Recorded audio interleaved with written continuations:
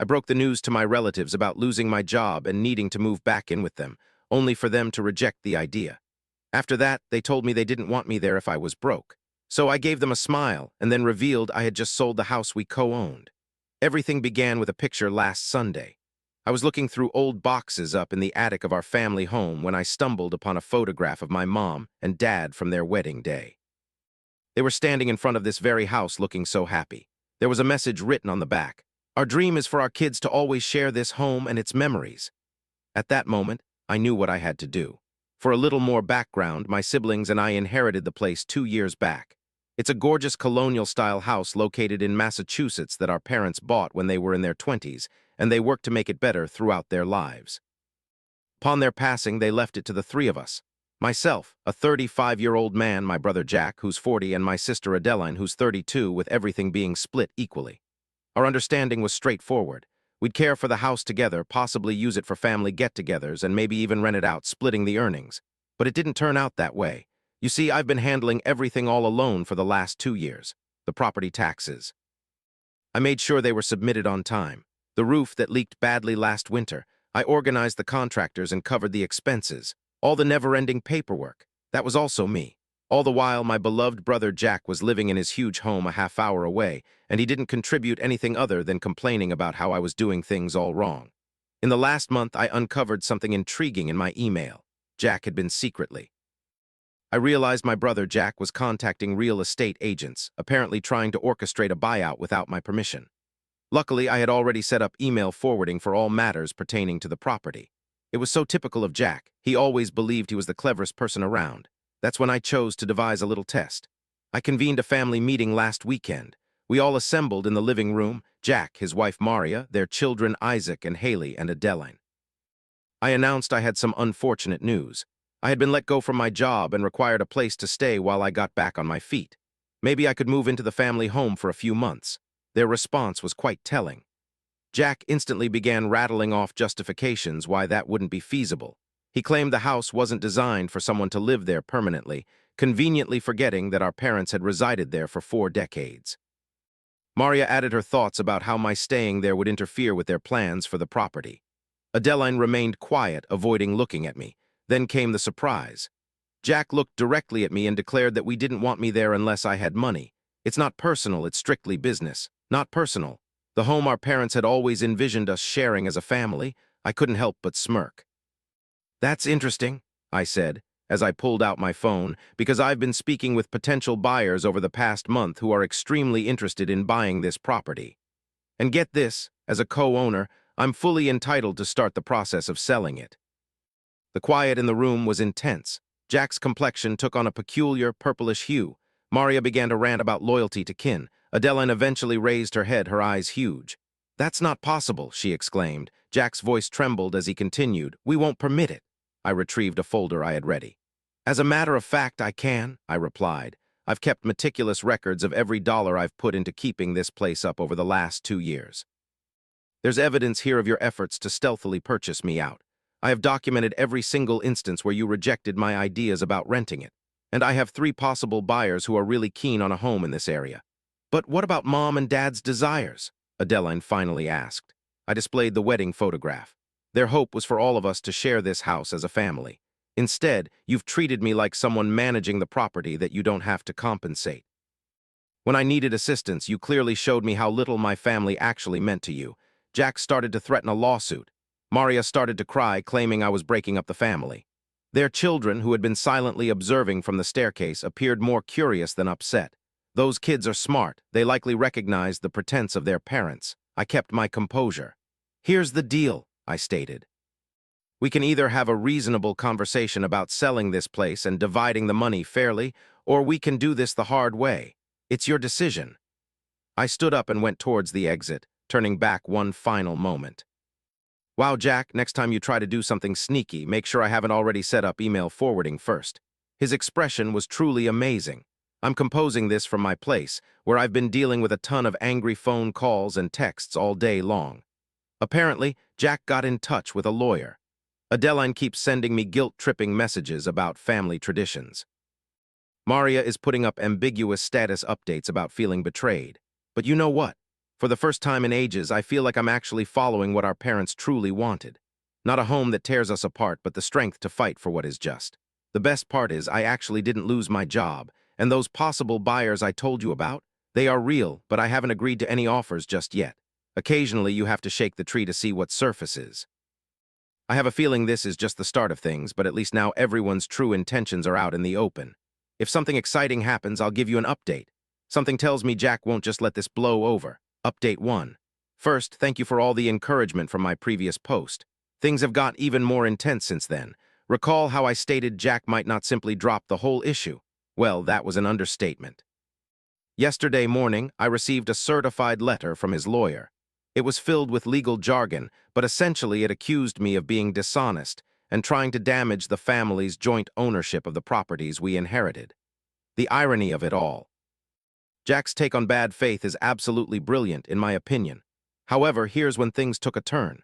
Last evening, I received a text I wasn't anticipating from my nephew, Isaac, who's 16 and Jack's son. He wanted to know if he could drop by my place after classes. That caught me off guard. Usually, Jack and Maria shield their kids from any family issues, but Isaac showed up around 4 in the afternoon, appearing anxious yet resolute.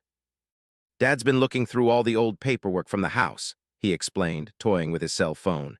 He was up until 3 o'clock tossing things around in his office. I overheard him say something to Mom about papers from Grandpa that would resolve everything. I gave him some soda and waited. When a teenager offers you details, there's usually more to the story.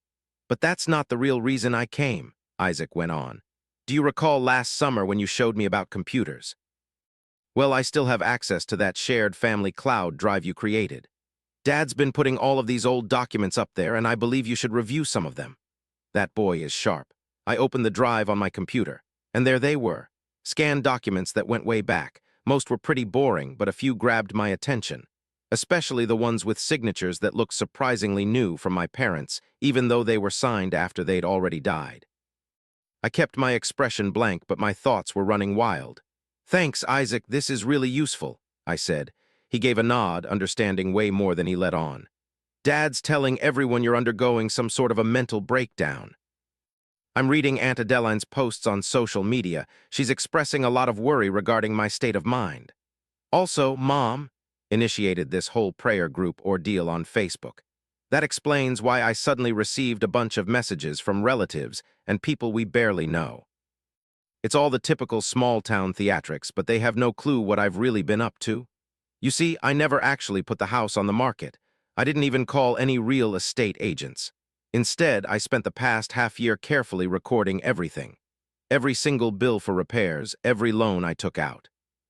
Each time Jack or Adeline voted against my ideas for renting the place, every single manipulative email about family duties. Every document, which seems Jack falsified, when I requested they contribute, along with all the social media content where they tried to make me look crazy. Every text message where they plotted on how to get rid of me. I also got an independent appraiser to look at the property. It turns out the property is actually worth quite a bit more than Jack's so-called generous offer. Isn't that funny? The biggest surprise of all came this morning. My sister Adeline showed up at my front door, which was shocking because she's always sided with Jack until now. I need to ask you something, she said, avoiding looking at me. Did you know about the trust? I paused, because I found something in Mom's old documents. Supposedly there was a trust. The house wasn't supposed to be inherited outright. The plan was that it would go into a family trust with. I learned some interesting details regarding potential restrictions on how things could be utilized or put up for sale. However, that's not the way it played out, I mentioned cautiously. No, she murmured. Jack took care of all the necessary forms after they passed away. He claimed it made things easier. I inquired if she would be okay documenting that in a written statement. She departed without a response, though I observed her hands trembling. About 60 minutes later, my phone vibrated. A text from Maria. We must have a discussion. Just the two of us, no legal representatives. I replied with a quick message specifying when and where. Her answer was immediate. Tomorrow, 2:00 p.m. the house. Soon after, Jack phoned. I let it go to voicemail. His message possessed a different feel compared to his standard threatening style. He genuinely sounded frightened. What they don't understand is this. I've already consulted with a lawyer specializing in estate scams. All the evidence I have gathered is securely stored in several locations. Plus, at 2:00 p.m. tomorrow, I'm not just meeting Maria. I'll also be presenting evidence of everything they've attempted to conceal during the last 24 months. The house isn't really the crucial point anymore. Never was. This goes beyond the property. It encompasses years of psychological manipulation, dishonesty, and deceit. And thanks to their panic-driven efforts to cover things up, they have handed me precisely what I required to prove it. Honestly, I'm thankful they're threatening legal action. It's clarified everything considerably. I'll provide an update following tomorrow's meeting. I have a hunch it's going to be one for the books. P.S. Isaac, if you are reading this, and I know you are, don't worry. Sometimes family allegiance requires standing up to your family. He's going to learn that lesson eventually. Update 2. I've been glued to my computer screen for 60 minutes struggling to write this update. The meeting did in fact happen, but before I describe it, I have to explain why I initiated all of this. It wasn't only about the house, you see. 5 years ago, when Mom was ill, I came back home to help take care of her. My father had died the year before, and she needed someone to be around. Jack was preoccupied with his own life, living just half an hour away. Adeline was exploring her life in Colorado. So it was just Mom and me, sharing our evenings in the kitchen where she taught me all our old family recipes and shared stories about the house. One evening, about 3 months before she died, she called me into her study. She was having one of those days where she was lucid, she said. There were rare instances when the medication's haziness disappeared and she was completely herself. She gave me a blue folder. "Your father and I set everything up correctly," she told me, her voice stronger than it had been in weeks. "The trust, the conditions, everything. Jack has copies. Promise me you'll all look after each other." I made that promise. Then she suffered a setback, and by morning she didn't recall our discussion. In the following weeks of chaos, I completely forgot about the folder. Until yesterday. The meeting at the house began exactly as I'd anticipated. Maria got there first, with all her worried looks and insistence that we needed to resolve this as a family. Jack arrived 10 minutes later, trying to seem calm but clearly agitated. Adeline arrived last, holding her tablet as if it were a protective barrier. I gave them the floor first. Maria discussed how important it was for the family to be peaceful. Jack used phrases like fair payment and equal allocation. Adeline mostly kept her eyes on her tablet, hardly saying a word. Then I powered up my laptop and showed them the video. It was footage from Dad's 70th birthday from 5 years back. Everyone was there, all of us together in the backyard. Mom was still in good health back then, passing out her well-known lemon cake. In the background, you could clearly hear Jack chatting with his friend about the house. "Once the old folks are gone, I'll take care of the legal stuff. Alex and Adeline won't see it coming. This place will be worth a lot after the new construction goes in next door."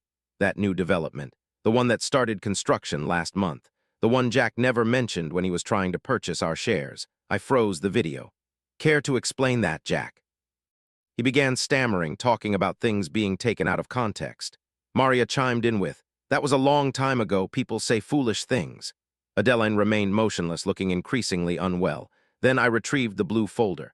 "Do you recall this, Jack? Mom's trust papers, the ones that vanished after she passed away."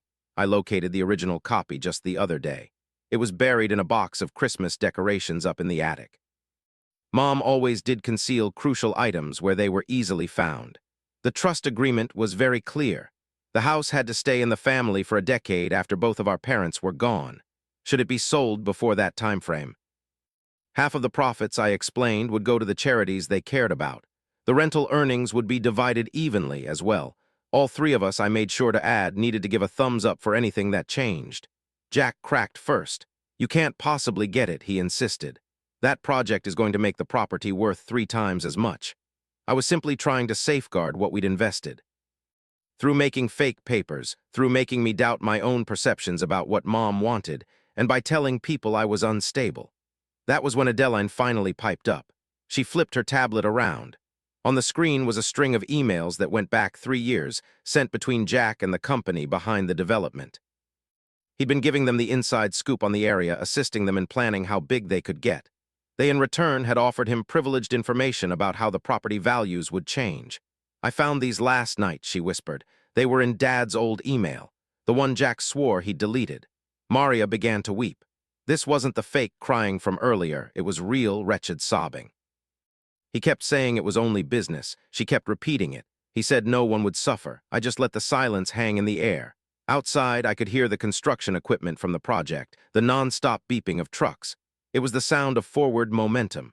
Finally, I laid out what I wanted. We'd go back to what the original trust required. Jack wouldn't be involved in any property decisions. All the money we got from renting had to go into a different account, overseen by someone independent of us. No talk of selling. I reminded Jack that he confessed to the document fraud in writing by the 10th year, and I questioned him. What if I didn't agree? Though his tone was now much softer, I presented a last crucial paper. Then this proof of trust fraud would be handed over to the authorities. The decision was his. He signed all the paperwork in under 60 minutes. Once everyone else had departed, Adeline lingered. We sat on the porch swing like when we were little. She asked me why didn't I share my suspicions with her. Would you have taken my word over Jack's? She gave no reply, though she didn't really need to. Locking up the house, I found Isaac's math homework from last summer, which was still on the refrigerator. On the side of the page, he had sketched a little drawing of the house, with crude drawings of all of us together. We have a meeting scheduled with the trust lawyer tomorrow to finalize everything legally. Jack's been putting up indistinct apologies on Facebook. Maria's prayer circle has surprisingly stopped its activities, and Adeline is actually contributing to family conversations. But the thought that just keeps replaying in my mind is this: Mom knew. She was aware that Jack might attempt something dishonest. That's why she stashed the papers where I would be the only one to consider searching. In the Christmas boxes I always helped her store away each year. Protecting family sometimes requires shielding them from their own actions. I plan on publishing one last post after everything is official. Currently, I need to go get the stuff for lemon cake. Obviously, Mom's recipe. Last update finally. It's been 2 weeks. It's been a while since I last posted, hasn't it? The appointment with the trust lawyer concluded, though that wasn't where it stopped. That meeting was actually the kickoff of the plan I'd set in action several months prior. Do you remember how I mentioned those possible buyers? One of them, as it turns out, was a cover for the city's Historical Preservation Society. I'd been corresponding with them for quite a while, providing them with documents showcasing the house's historical importance, its architectural merits, and the most important piece, proof of the development company's tactics to strong-arm neighborhood residents into selling. The City Council announced emergency preservation status for our entire community yesterday. That new development next door, the one Jack had secretly been giving advice on, it's totally shut down. Their building permissions have been put on hold, waiting for a comprehensive review. Those property values that Jack was betting on, they won't be skyrocketing anytime soon. Here's the best part, though. While Jack was trying to push me out, I was keeping records of everything. Each email, every single conversation, every underhanded deal. I hadn't just been building a case to benefit the trust. I'd been assembling a RICO case. The development company's legal team contacted me this morning. They appear very interested in discussing Jack's involvement as a clandestine consultant, especially his failure to reveal his ownership in the properties that were impacted. The SEC has strong feelings about that kind of behavior. Maria's prayer circle has turned into a support network for recovery from the betrayal. She went ahead and filed for divorce. It was 3 days ago when I found out Jack had put a mortgage on our house to buy options on land close by. Those investments are definitely not paying off at the moment. Finally, Adeline showed some strength. She has been helping with the inquiry. She's handing over years of documents that Jack told her to keep. It appears that our sister has a pretty sharp memory for facts when she's not just sitting on the sidelines. Isaac and Haley are living with me for now, while things get sorted out. Last night, we baked Mom's lemon cake together. Isaac inquired if I'd planned the whole thing from the very start. Not everything, I replied, just enough. The trust is being put back in place exactly how our parents wanted it. With one adjustment, I'm now the only person in charge of the trust. The court agreed that someone who spent months securing the property's legal position was better than someone who tried to get around it for their own gain.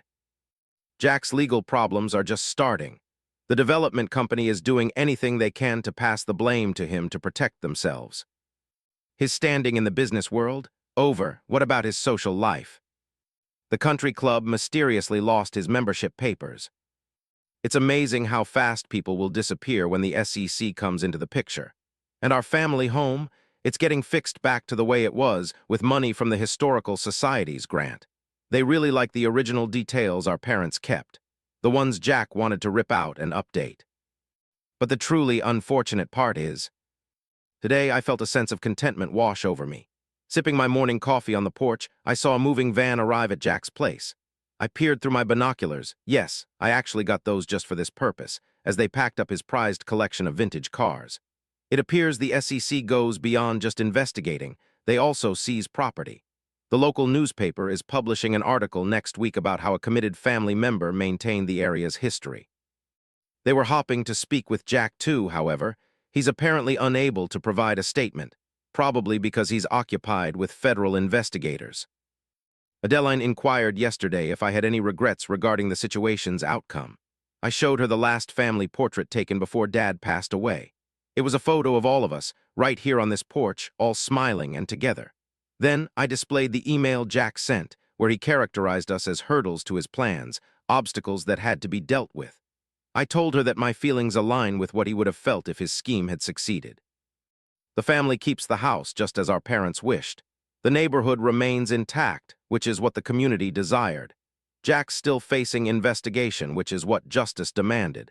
And I'm still here, watching everything go exactly as I'd envisioned. Isaac drew a new picture for the refrigerator. It was a drawing of the house again, but this time there were just 3 stick figures in front, the ones who belong. He wrote a caption below it, "That kid's smart. He takes after his uncle." My data has been secured in several different places. Perhaps it's wise to concentrate on trying to fix things instead of using threatening behavior. And Jack, as I'm sure you're seeing this too, recall when you told me it was strictly business and nothing personal. Well, it can be personal too, as it happens. The SEC's investigation sends its regards, by the way. She really liked the lemon cake recipe.